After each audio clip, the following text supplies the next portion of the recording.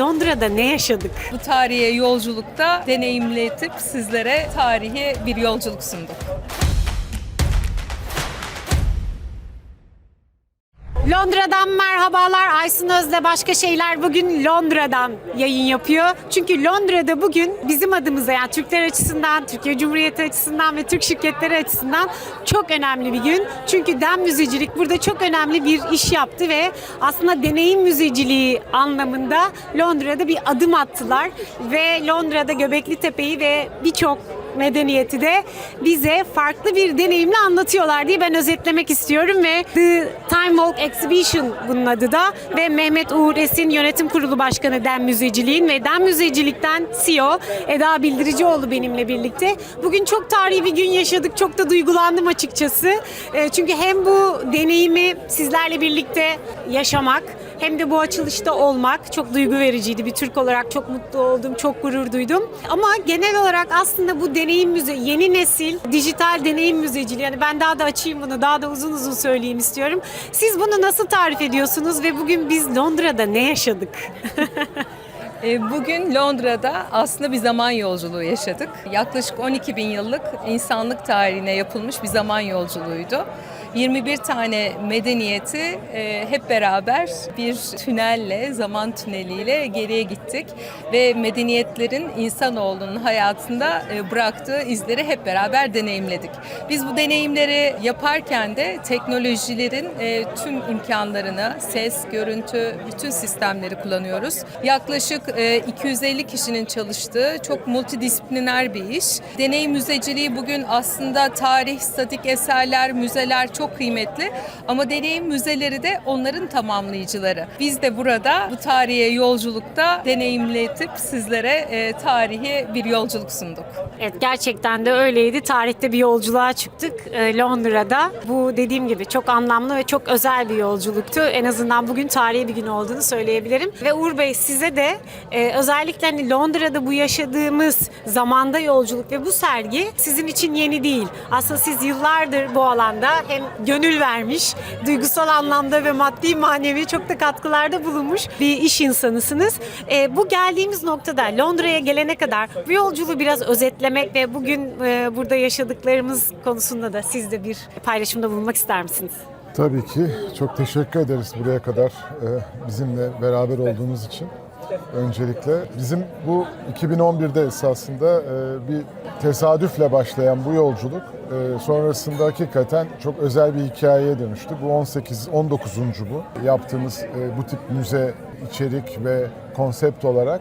Burada da 18-19 müzede her birinde kendi içinde gelişen bir yapı ve teknoloji oluştu.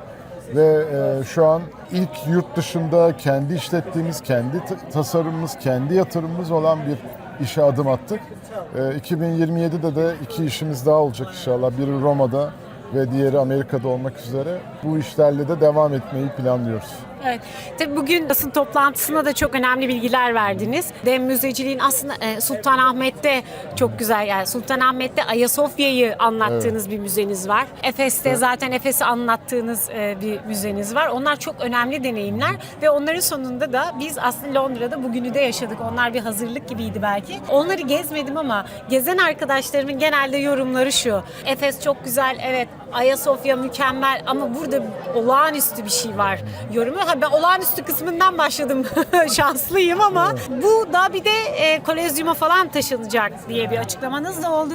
Dolayısıyla hepsinin üzerine koyarak ilerliyorsunuz ve bunlar çok büyük adımlar ve çok büyük maliyetler ve çok büyük bir gönül işi, yani çok da büyük fedakarlıklar var burada. Genel olarak bu hacmi konusunda ve yapılan iş konusunda neler söylersiniz? Yani evet, önümüzdeki sene Kolezyum'u açacağız. Şu an 1,5 senedir bununla uğraşıyoruz. Yaklaşık 7-8 ayımız daha var. Burası da 2 sene sürdü. Çok uzun soluklu ve çok hakikaten büyük bir takımın çalıştığı, çok büyük bir emeğin taşındığı bir iş bu.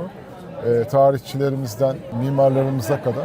Bundan sonrasıyla alakalı da açıkçası bunun Türkiye'deki işlerimizde de biz 15 tane ödül, dünya üzerinde 15 ödül aldık ve çok hakikaten takdir gördük. Burada da aynı şekilde buna devam etmeyi planlıyoruz. Bugün altını çizdiğiniz konulardan bir tanesi de aslında evet bunların gerçeklerini görmek ya da işte o antik şehirleri görme, Efes'te gezmek tabii ki çok kıymetli. Ama ona bir hazırlık olarak ve o işte binlerce yıl önceki halini hayal ettirmek, ne olduğunu anlatmak ve etkileyici bir şekilde anlatmak, duygusal açıdan da yükseltmek manasında çok kıymetli. Yani bugün Selçuk Yöntem'in sesini buradaki bu zaman yolculuğunda duyduğumuzda zaten tüylerimiz diken diken oluyor. O yüzden bunun içerisinde aslında pek çok şey var. İşin içinde ses var, görüntü, ışık, pek çok aslında sanatın farklı öğeleri giriyor ve farklı tasarımlar da giriyor.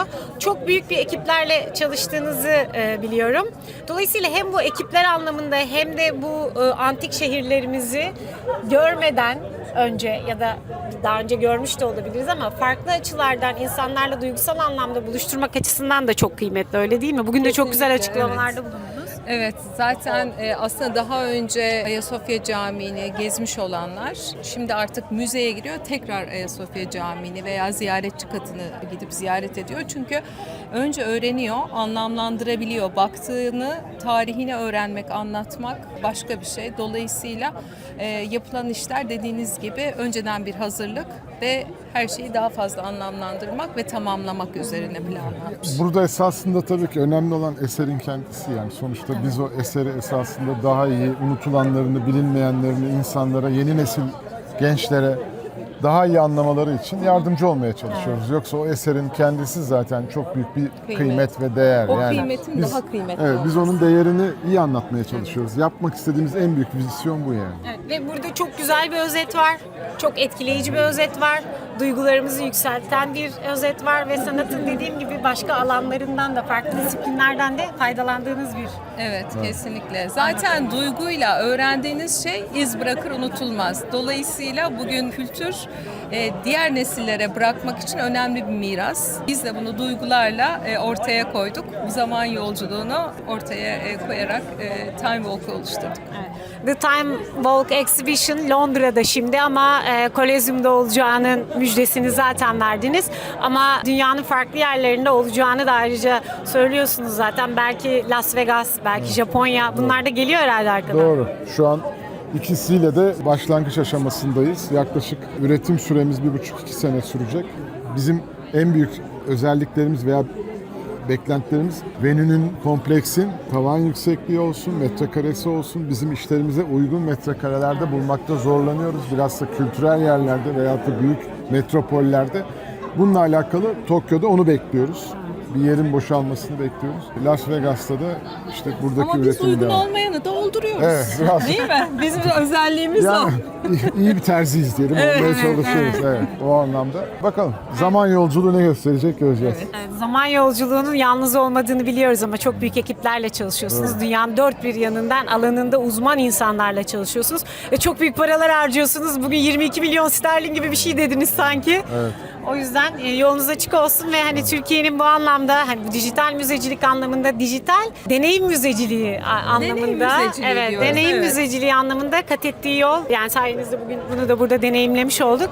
Los Angeles'a, Japonya'ya, dünyanın dört bir yanına uzanması da çok kıymetli. Ellerinize sağlık. Çok teşekkür teşekkür ederiz. ederiz. Çok sağ olun. Teşekkür ediyoruz. Siz de artık ekibin parçasısınız. Bekliyoruz sizlerle. Bekliyoruz. İstanbul'dakileri görmüyorum. İstanbul'dakini ve Efes'i görmemiştim. İlk Bekliyoruz. fırsatta geliyorum. Bekliyoruz. Bekliyoruz. Teşekkürler. Sağ olun. Teşekkürler. Evet, Londra'dan şimdilik bu kadar. Önümüzdeki hafta tekrar görüşmek üzere. İyi seyirler. Beğenmeyi, yorum yapmayı, abone olmayı unutmayın. Evet, bugün neredeydik? Bugün Buyurun. The Time Walk Exhibition'da Eksik kalmasın. Londra'daydık. Güneş de batıyor zaten. Görüşmek üzere.